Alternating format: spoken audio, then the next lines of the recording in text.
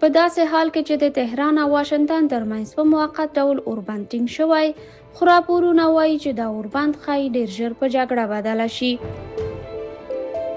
فاکس نیوز شبکې د خپلو سرچینو له قوله راپور ورکړی چې د ډونالډ ټرمپ لخوا اعلان شوی اوربند یوازې لنډمهاله دی او که دواړه لوري ډېر ژر هوکړه ونه کړي نو جګړه پیلېدونکې ده.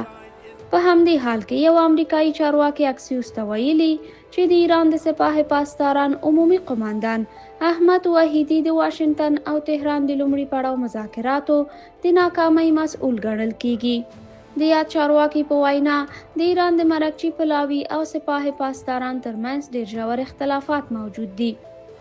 دغه چارواکي زیاته کړې چې واشنگټن د ایران د مرکچي پلاوي او سپاه پاسداران ترمنځ د ژورو اختلافاتو له موجودیت څخه خبر شوی او له همدې کبله د امریکا ولسمشر ډونالډ ټرمپ ایران ته د داخلي اختلافاتو د حل لپاره 15 ورځنی مهلت ورکړی دی.